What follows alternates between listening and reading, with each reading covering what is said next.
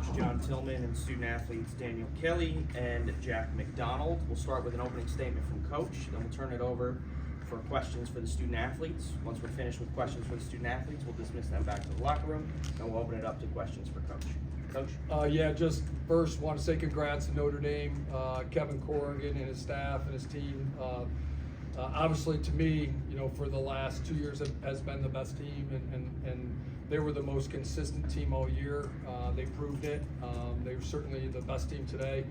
So hats off to them. I just think the way they play, they're just really, really good everywhere, whether it's the talent they have. Someone said they had 11 All-Americans. Felt like it today, but just the way they play very poised. They are very unselfish. They just make great decisions at the other end. They're buttoned up defensively. They're super athletic. They're awesome in the goal, and they're really, really good at the face-off X. So don't have any weaknesses. I knew it would be a big challenge. Just have played them once before, but then putting on the film, and then kind of watching during the year. They are awesome, and they are worthy champions. They deserve it. They were better than us today. But I love our guys. Obviously, the locker room was really hard. It always is. We kind of talked about it the other day. At the end, win or lose, it's always sad. We just have such a good group. I'm so proud of these guys. And it may sound like a cheesy cliche, but you go on this journey. It's filled with ups and downs. There's a lot of ways where you could kind of, just kind of go off the tracks. And at times this year we were leaking some oil, but our leadership, including these two guys, just never let it happen. So again, the way they handled all that, the way they stuck together, the way they kept fighting, to me, I'm proud of them for that. And as I said the other day, these are the things they need to be able to do going forward, because as Dick Adele said, if this is the worst day of their life, they're going to have amazing lives. I know they hurt right now, and it should hurt because they put so much in, but if I'm someone that loves Maryland lacrosse and Maryland sports, like this group, they laid it all out.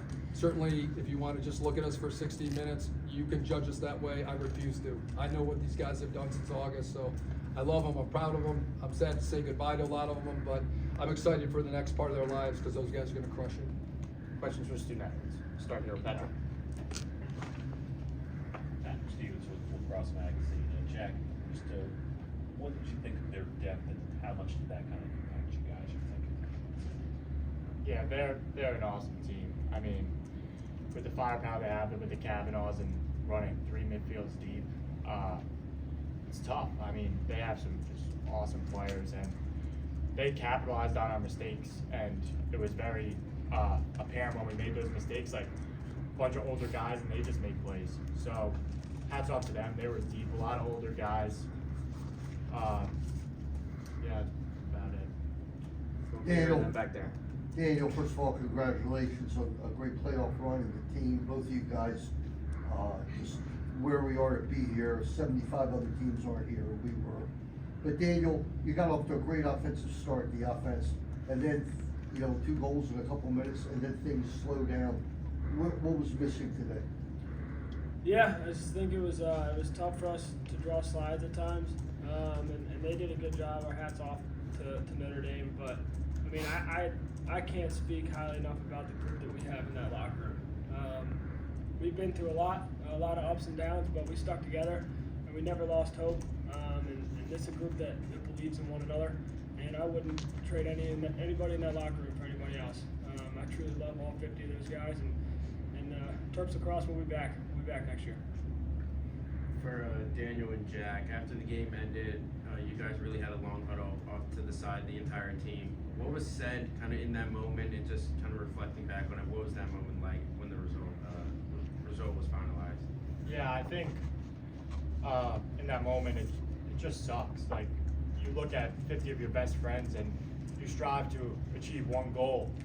And we've done that since August, and you see in everyone's face, I think it was kind of just looking at each other and realizing that we put everything we could into this year, and for all that, we should just keep our heads high.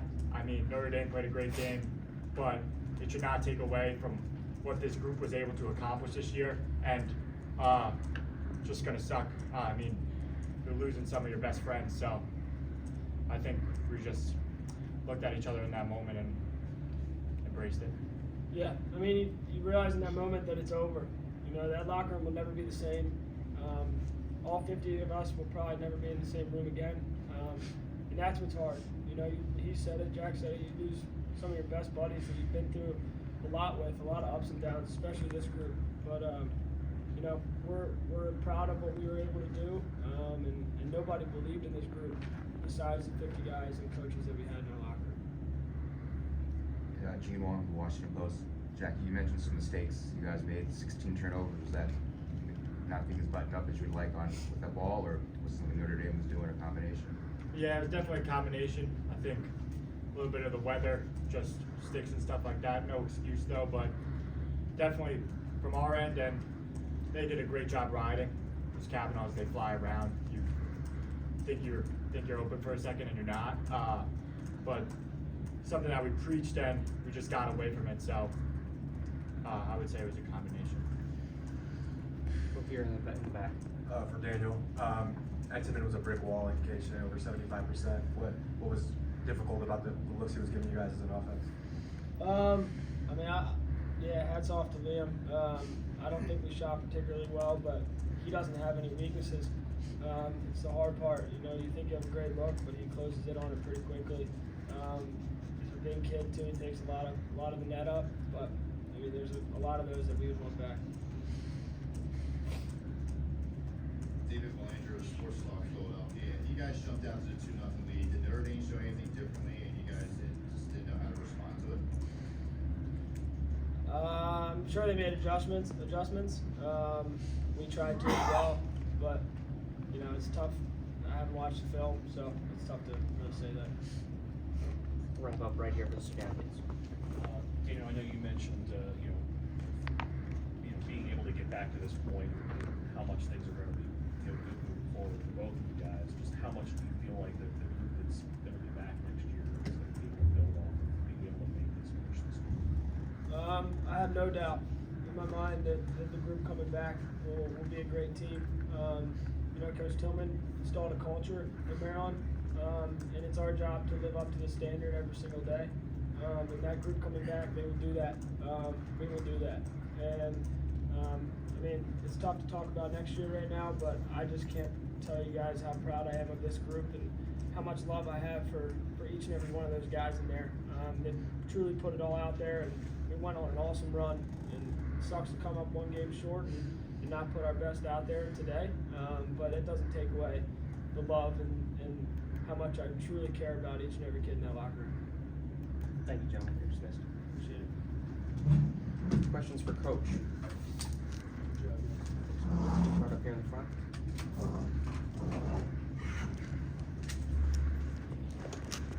We'll start here. Bruce Gentleman, the gentleman behind you. Paul Snyder from the Montauk Sun.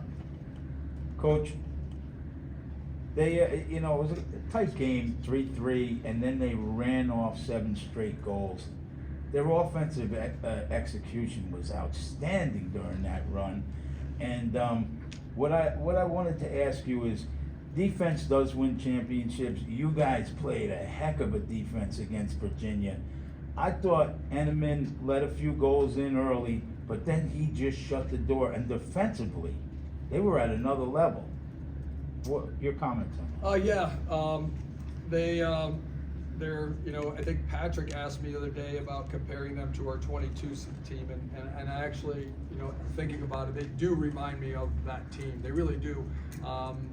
They just offensively, they don't do a lot of different things, but they do a lot of things that allow them to play to their strengths, and they have such a good feel for each other, and everybody kind of plays to their strengths, and they just kind of know where each other are, but they can beat you with the ball and they can beat you without the ball.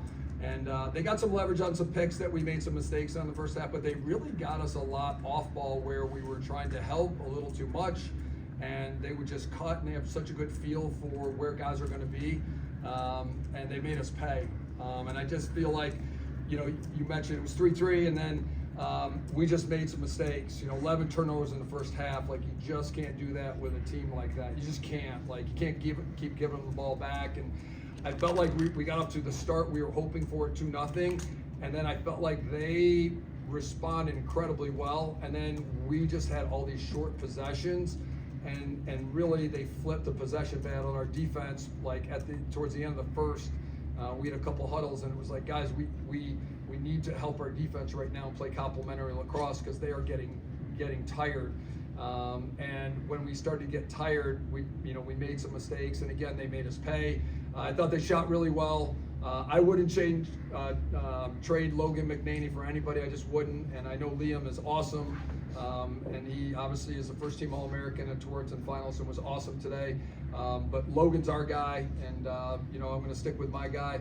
And obviously, we didn't let him see a lot of good shots to get him heated up. I thought he did an awesome job in the second half.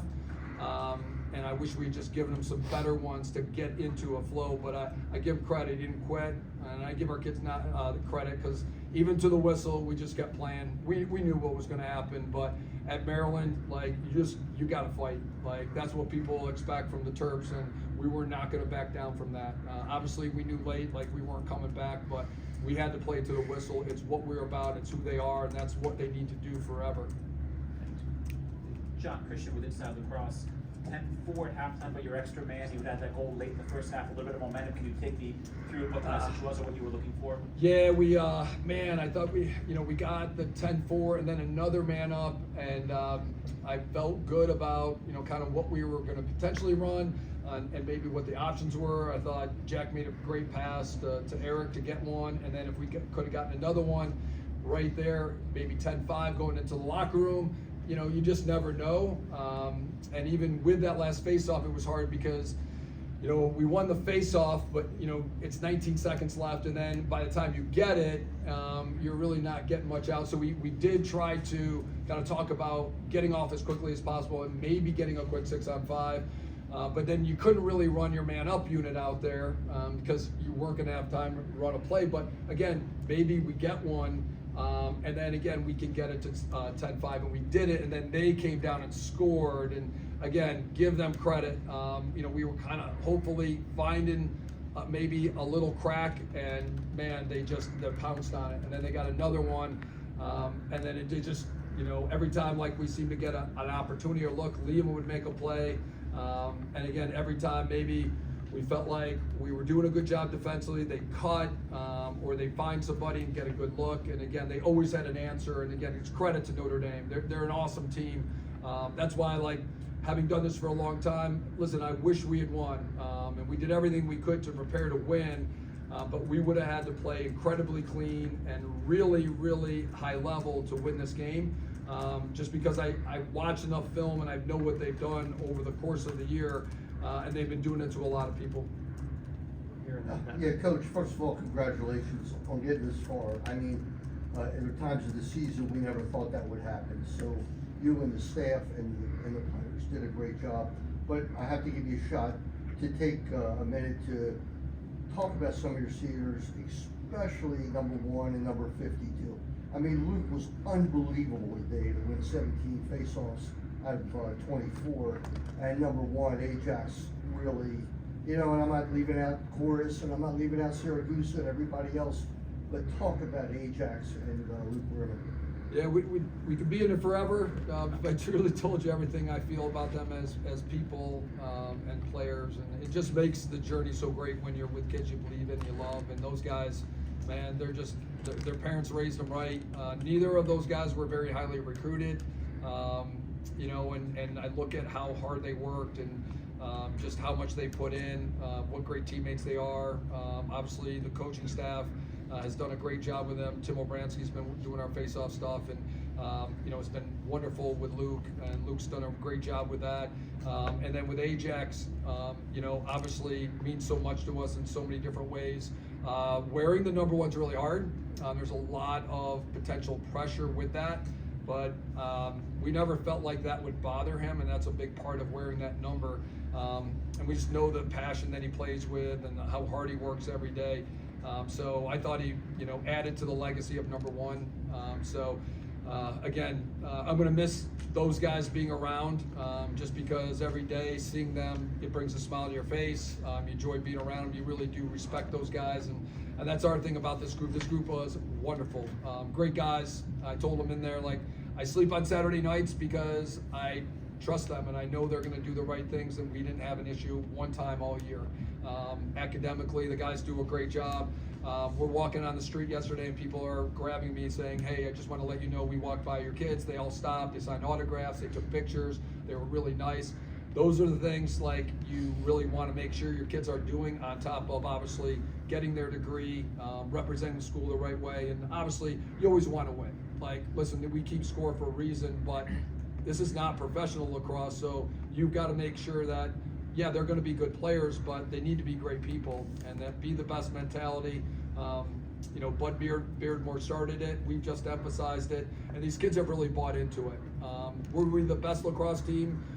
We weren't, but I tell you what, I think, you know, we maxed out what we hit, what we could, and I'm not going to sleep real well, but I'll sleep better knowing I know how much the staff, the kids, everybody put into it, because there really wasn't much we left on the table. And again, it doesn't take away the sting, but you also, like, you sleep better at night knowing that we gave everything we could. We did. Notre Dame clearly was the best team. They proved it today, but they proved it all year. Tills, you made no secret of how difficult this season was in terms of just figuring things out. How much do you feel like this team has kind of flipped its legacy a bit over the last 3 weeks? And how much does that kind of provide a foundation in your mind for next year? Yeah, and you basically described my conversation with them. You know, each team is unique. You love the guys. Again, only one team is truly happy. You know, like, you know, it's hard to get this far and lose, but most teams lose their last game. You're either losing in the tournament, you're losing in your conference tournament, or maybe you didn't get to your tournament. So unfortunately, unlike football, like, you don't get the bowl game, so you're gonna lose. So listen, if you're gonna lose a game, this is the one you want to lose, because you've maxed your time with our kids. Sure, you've gotten to a certain point and you get this far and people are like, well, it hurts so much. Listen, we get more time together, sign me up. Sign me up. To get Maryland to Final Four weekend and see all those guys getting together, the guys, like, you know, spending time together, our fans, and to get to championship weekend, it's a celebration, and that's not lost on me. But I told those guys, at the end of the day, we can always go forward now when things aren't going well and talk about what the 24 team, and yeah, we were, like, struggling at times. We were inconsistent. We didn't play as well as we would have liked, and that's on me. Obviously, I'm the leader, I'm in charge, and I got to figure out how to be better all year long. But again, the guys stuck with it, and we can always go back to the 24 team, especially when things aren't going well, and say, hey, those guys stuck together, they figured it out. And there were a lot of guys that made, you know, sacrifices. Nick Red's playing short stick, and George Stamos, and they were defensive guys within the last 2 years, so they got a short stick and played and did a really good job for us. Obviously, you know, Maliver's running out of the box and Erks is running out of the box, and so now they're changing positions. And the fact that the guys were so adaptable, they were so unselfish, again, to me, that's the culture, and those are the things that we need to build upon. Again, I'm not going to let 60 minutes of, you know, not playing our best lacrosse take away from what those guys have given. And these younger guys, they can take with them, like, just the kind of the approach and the attitude and the sacrifices, and we can fall back on those things to try to obviously, you know, be better next year. Final two right here. Coach, just going back to Ajax for a second, I know you touched on it with Bruce, but from a pure lacrosse perspective, he once again held one of the best offensive players in the country to 0 goals today. What kind of example has he set for defensemen at Maryland going forward, and what are you going to remember most about the season we did together? Yeah, long legacy of great ones, and certainly he's added to the list. And again, not, you know, Ajax was kind of a long stick midi, you know, 5'10" guy coming out of high school. And what really, you know, we watched him, he did a good job, but, you know, his intangibles were much greater at that point than maybe his measurables. Because, you know, you look at, you know, we just played Virginia, and I think, you know, if you're not 6'6", I'm not sure, you know, you're getting on the field a lot. And I say that jokingly, and Lars does a great job. They just have so much length, and they all seem to be super tall, and I say that as a joke. But, you know, Ajax is a guy that, like, his intangibles, everybody in the recruiting process talked about. They're like, I'm just telling you, this guy's a winner. He works incredibly hard. He'll do whatever you need.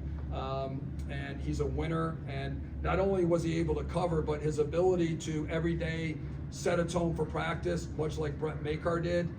Losing Brett was a big concern, but what Ajax and obviously some of the other guys collectively were able to do, it really helped us every day, especially in those days where maybe we've lost a couple games in a row.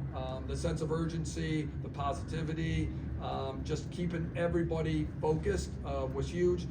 But not only was he great on the ball, he was great off the ball, he was great in the clearing game, he scored some big goals, but he is an incredible human being, and as good a player he is a better young man. And I think he wants to coach, and that seems to be where he's interested, and he will be amazing. You know, coaches are typically multipliers. You know, your kids go out and then they positively impact people. He will be an amazing coach because he will care about those kids. He will treat them the right way. He'll be tough on them, but man, those kids will get better and they'd be lucky to be around him. Last one. John, you mentioned the 11 first half turnovers Jack talked about. Was that more of a case of you not being as sharp as you would like with the ball, or Notre Dame kind of bothered you a little more than? I always give credit to the opponent. You know, obviously they had a lot to say about it. You know, they are long, they're athletic, they get to your hands. You know, they slide really quickly and recover. So, you know, if you do throw it inside and they check it, that can be a problem. You go to throw, they're on your hands and they make you turn the ball over. The windows are super tight, so maybe he's open, but by the time you throw it, they get there. So I give them a lot of credit. Obviously, strange day today. You know, just the way it started.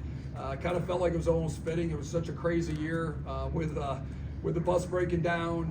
And you know, the kind of the ups and downs and everything wild, we kind of were like embracing it. And I thought the kids were fantastic during the rain delay. They stayed focused. They were excited. They came out and did a really good job. So again, couldn't sustain it. But again, I think you got to give Notre Dame credit. I'm not going to take anything away from our guys. You know, in terms of how much they wanted to do. We did our best in the last 48 hours to prepare for, you know, the best team in the country. It's not a lot of time. We did the best we could. But I think with their depth, their talent, their experience, their coaching, they just proved they were the best team. Obviously, don't want to end up on that side of it, but again, I'm thankful for the guys to get us here. And again, we'll be back. I'm proud of our guys. I love them, and right now, just going to try to hug them as much as I can and thank everybody for what they did, and obviously thank them for what they did for our program and Terp Nation. Thanks, Coach.